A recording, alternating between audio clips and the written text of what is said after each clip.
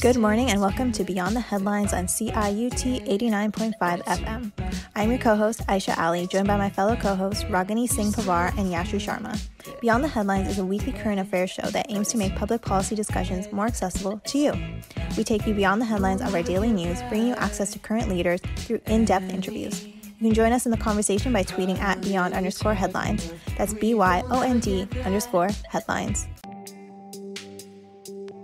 Following the rise of social media and digital platforms, digital activism has become a cornerstone of the most recent social movements, especially the fourth wave of feminism, characterized by online movements such as Me Too and Time's Up. Organizing digitally has enabled these feminist movements to reach much wider audiences and led to large-scale participation the world over. This week's episode dives into what fourth wave feminism is and how digital media has contributed to its performance. Our first guest on the show today is Dr. Zeinab Farokhi. Dr. Farokhi earned her PhD in Women and Gender Studies and Diaspora and Transnational Studies at the University of Toronto. She is currently an SSHRC postdoctoral fellow at Concordia University and an assistant professor at the University of Toronto, Mississauga.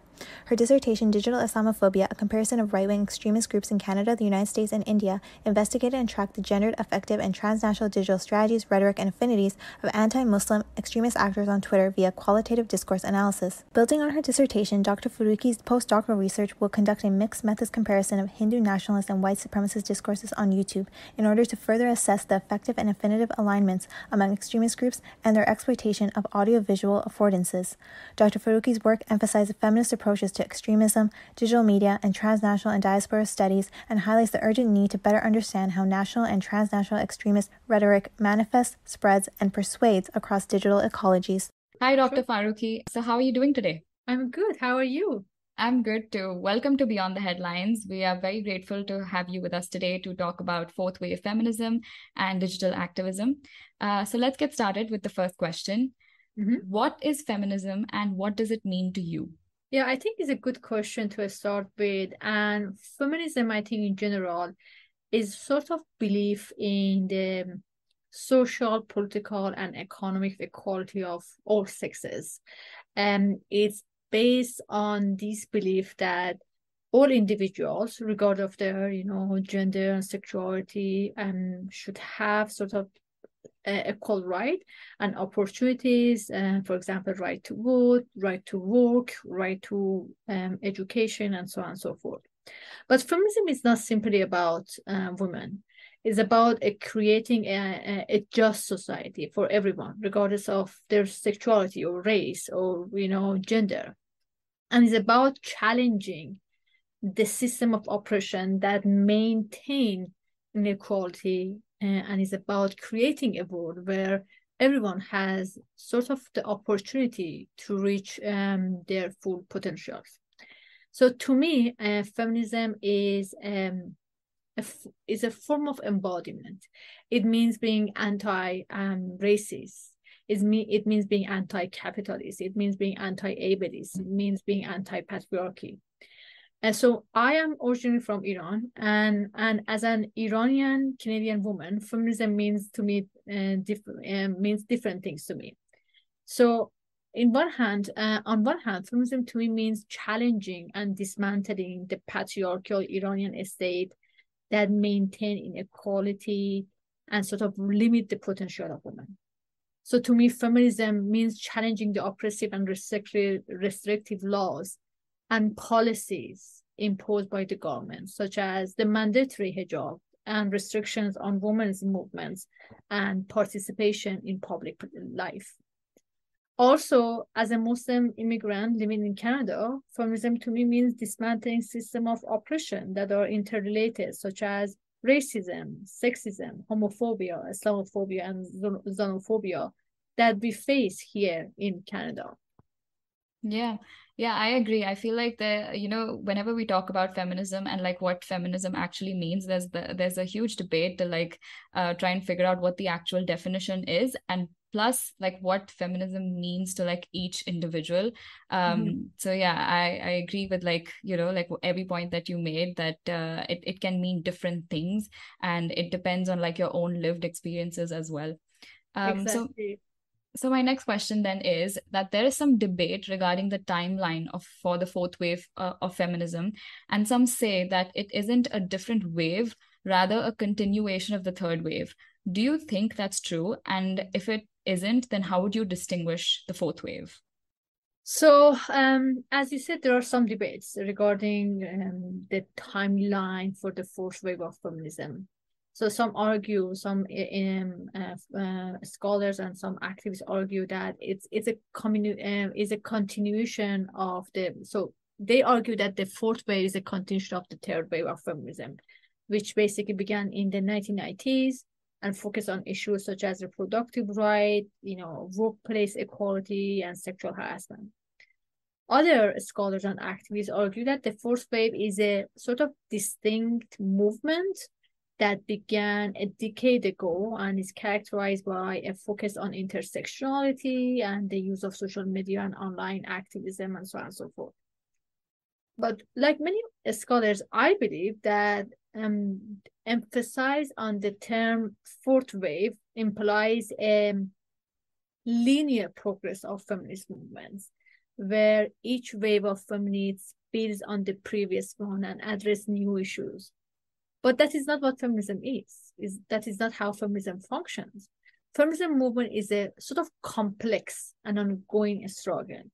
What we see in the very last decades, whether we want to call it fourth wave or not, is a continuation of the previous waves, which has been characterized by its focus on intersectionality and the recognition that system of oppression intersects and worsen the expression of women. So in the last decade, we witnessed some progress in feminist movements, for example, body positivity and gender identity, emphasis on diverse experience of women and women of color, trans women and disabled women, and etc. So, but in the very last decade, feminism has somehow become more inclusive, so to speak, intersectional and global in nature.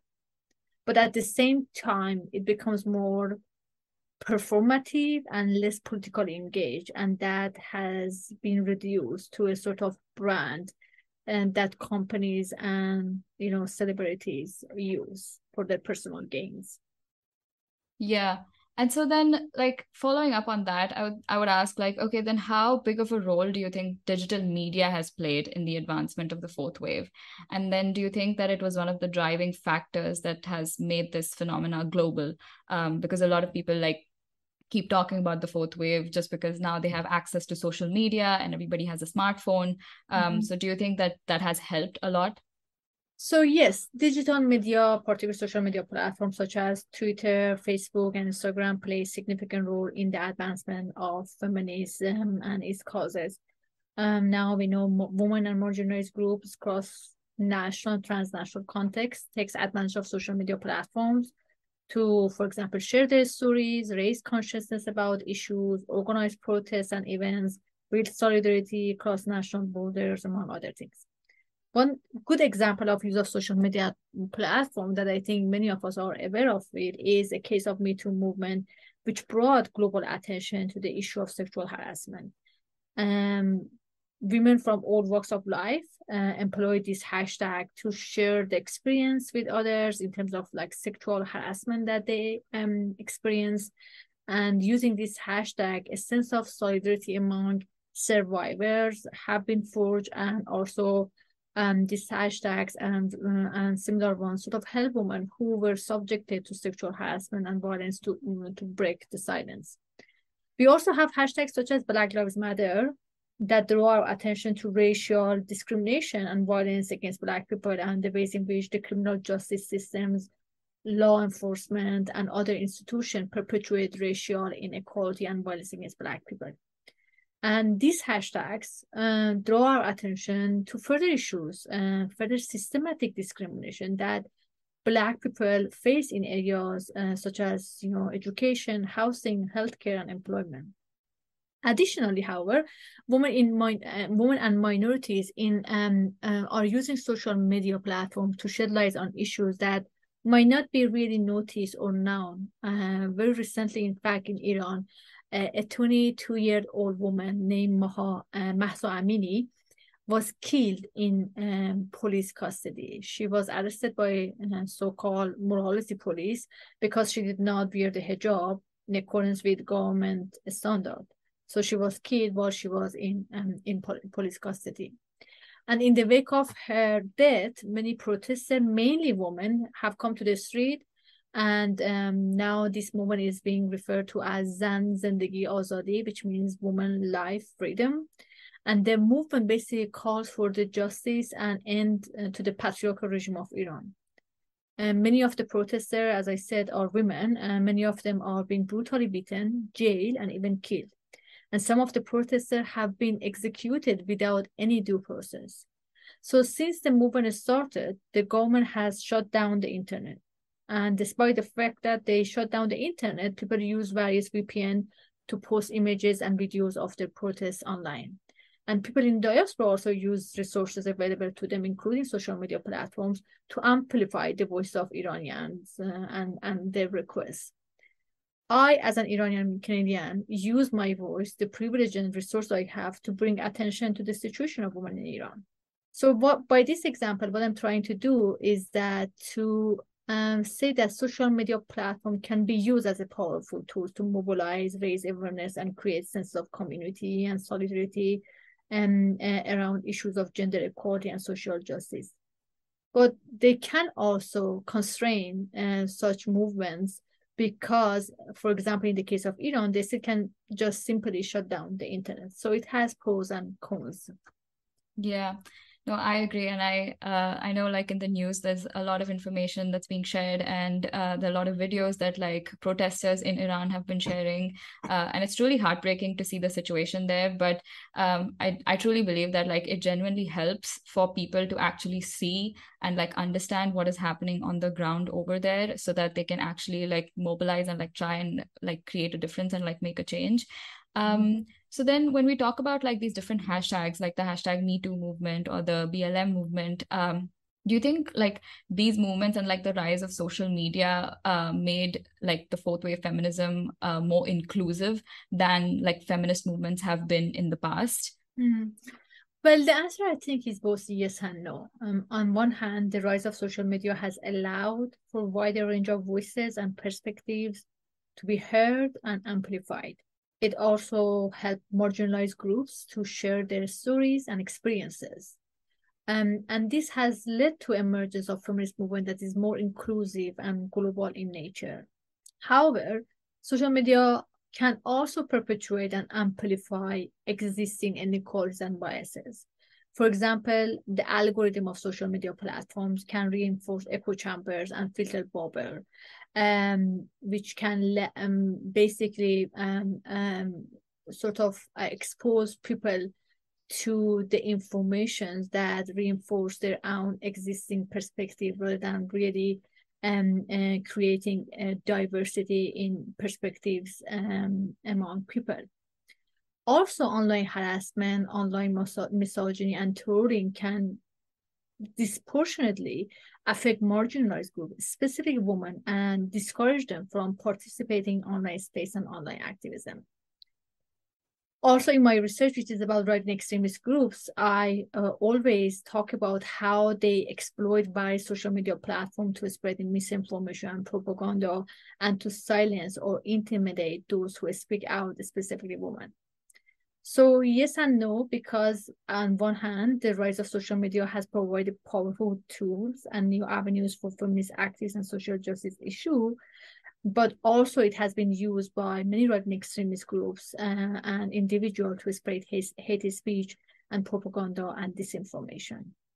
Yeah, I think you're right, because I feel like social media in that sense has like its pros and cons, and sometimes it's like a necessary evil where yes, you need it because it has like good pros as well, where you can like use it for something good, but then at the same time you need to be like pretty careful about the way it is being used.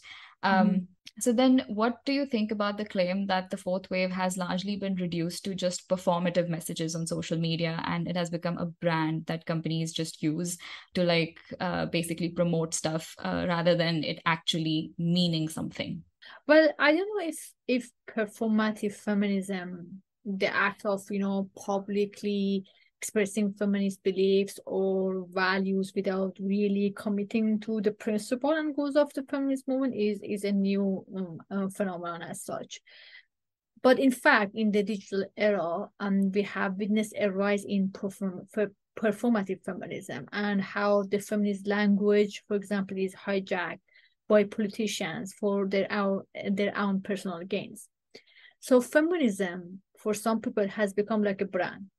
There are people who exploit feminist hashtags or wear clothing with the feminist message without really and meaningfully supporting gender equality as a way to gain attention and to sort of improve their own images. But despite the fact that there are people who use feminist language, feminist mottos for their personal gains, there are others who are truly committed to feminist and social justice causes. In the example of Black Lives Matter movement, hashtag Mahsa Amini, in the case of Iran and other cases, we see that there are people who are really committed to the feminist and its causes, and they are really committed to social justice issue, and they are really committed to social transformation, and they are using any resources and any tools they have, including social media platform, to fight against inequality. Right. So with that, the other question that I have is that the access that women have to digital media differs in different countries. And since this movement started off in the West, do you think it gained the same level of momentum in countries like India, where the issue of women's safety has been a very big concern for a while now? And to that extent, do you think that this movement has been successful then in including women of all backgrounds? That's a very good question. And yes, the access that women have to digital media differs in different parts of the world. In fact, in 2023, we still have a digital divide. On one hand, we have a gap in accessing the internet between individuals and between global north and global south. And on the other hand, there is a divide in terms of skills and knowledge to use technology. So in places like India and Iran, while there is a growing number of women who are basically using social media, still there is a gender divide. I think according to 2019 report by the Internet and the Mobile Association of India, only 33% of internet users in India are women. In the case of Iran, for example, generally speaking, women who live in the urban areas of Iran have better access to internet. And they also have more advanced technology than those who live in rural areas. Plus, there are disparities between regional and rural urban internet access and usage. Women in rural areas and those from lower socio-economic backgrounds are less likely to have access to the internet than those with higher incomes. So while the feminist movement has been more inclusive and global in nature due to digital divide, the voices of some women, especially those from low socioeconomic background, are less likely to be heard. This means that we have a situation where the perspective and priorities of urban middle-class individuals become the central public discourse, while the perspectives and concerns and voices of rural lower-income communities are sort of marginalized and not heard. Yeah, I agree. I feel like we very often forget that there is still a section of society and a section of the world that does not have that readily available access to internet or social media, and often their voices are just not heard. So yeah, I agree, the digital divide still exists to a certain extent. So now switching gears, do you think men's role in the feminist wave has evolved over time? And how big of a concern does the growing digitization of anti-feminist movements gaining some form of legitimacy place for the success of future feminist movements? Well, yes, men historically have played a very significant role in feminist movement. Some men have acted as allies and have been active supporters of women's causes. They have participated in women-led protests. There are men who speak out against gender-based violence and discrimination and advocate for policies that promote gender equalities. We also unfortunately have had men who actively oppose women's movements and believe in governing women's bodies, women's sexuality, and always attempt to sort of control women's body through different policies and law.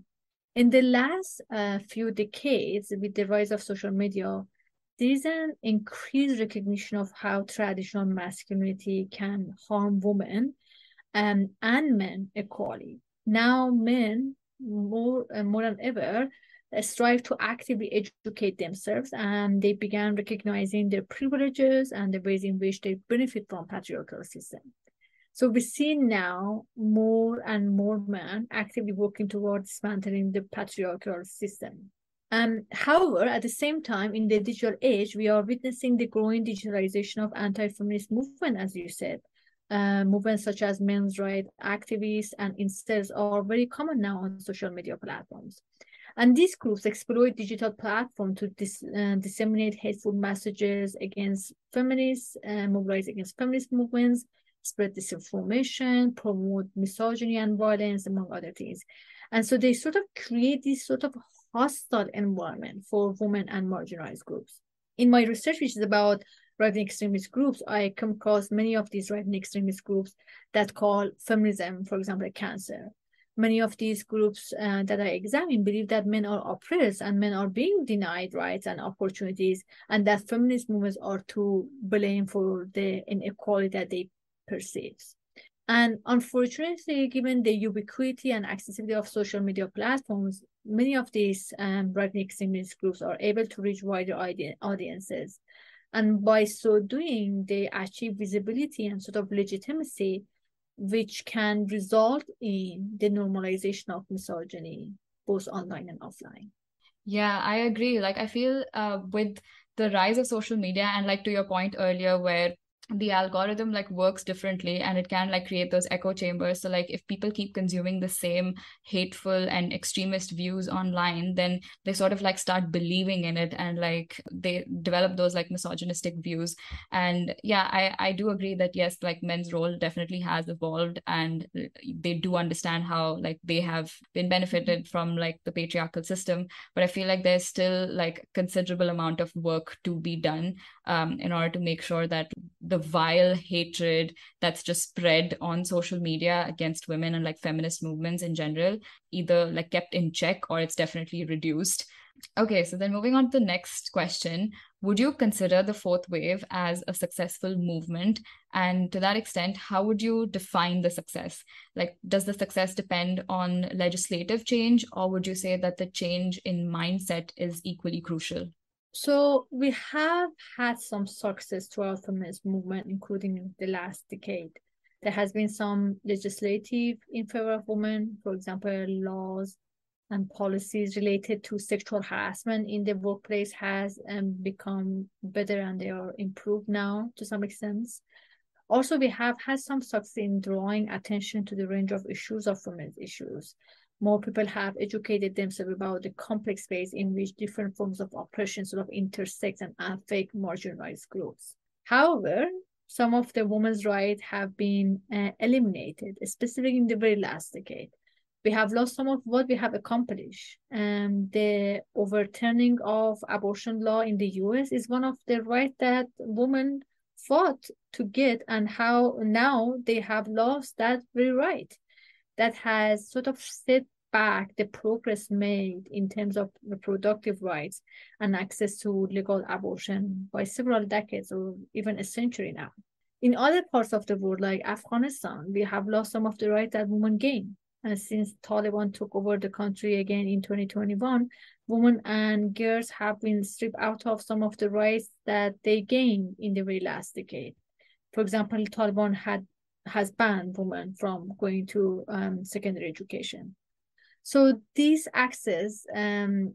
these cases now show that yes, we have made some progress in some issues, but we have also failed to maintain some of the achievements and rights that we have gained the last past decades and before. And regarding your question about whether success depends on legislative change or change in mindset, I would say that success of feminist movement depends on both legislative change and a change in the mindset. They are in fact co-constitutive. You can change legislation if you can change public discourse and attitudes and vice versa.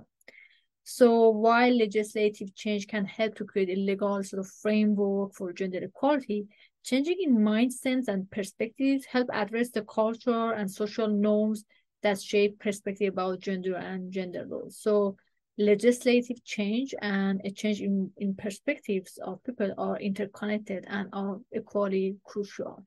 I would agree. And to your point, like talking about Roe v. Wade, I feel like that was like a very like significant point, like because you would imagine that a country like the US, where, you know, it is said that yes, it is more liberal and you have more rights.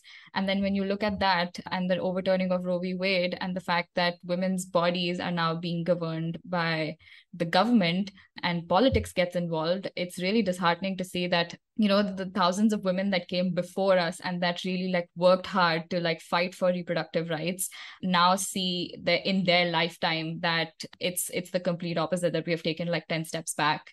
And yeah, I believe that like the change in mindset is extremely important. And like it's like a little cycle that like once your mindset changes, only then can you like expect your leaders to also then implement some sort of like legal change, which gives women their rights, because reproductive rights are human rights, right? Yeah.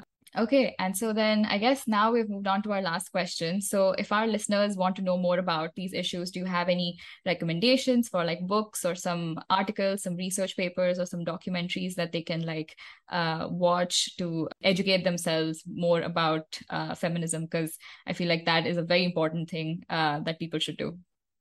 Sure, I have some recommendation like when it comes to book, I think Sister Outsider by Audre Lorde, which is a collection of essays and speeches by Audre Lorde that deals with themes of intersectionality, feminism, race, and sexuality. I also recommend Feminism is for Everyone, written by Bell Hooks. In that book, she talks about the ways in which patriarchal system affects everyone, regardless of their gender.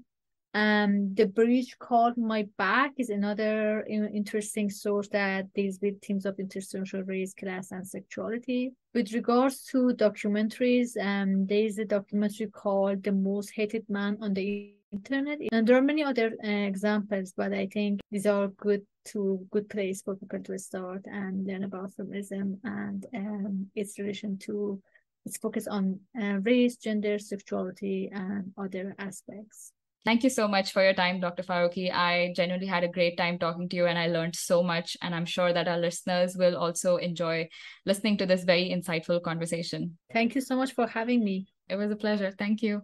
Once again, that was Dr. Zeinab Farokhi, who joined us for a discussion on digital activism and feminism. Many thanks to her for coming onto the show to discuss fourth wave feminism, what it is, and the pivotal role of digital spaces within the movement. You've been listening to Beyond the Headlines on CIUT 89.5 FM. That wraps up the first segment of our episode for this week. Today's show was produced by myself, Aisha Ali, alongside my co-producers, Ragini Singh Pavar and Yashri Sharma. If you liked today's episode, please like and review us from wherever you're listening. The views expressed on the show do not necessarily reflect the views of the producers, CIUT, or the Monk School of Global Affairs and Public Policy. Be sure to check out podcasts of all our episodes on our website at www.beyondtheheadlines.net, as well as on Spotify and Apple Podcasts. If you're a fan of the show or want to stay up to date with policy issues in Canada, follow us on Twitter at Beyond_Headlines. That's BYOND_headlines. You can also check us out on Facebook or Instagram. Be sure to tune in our second segment as we bring you a conversation about the impacts and significance of fourth wave feminism for China, including the origins of its Me Too movement.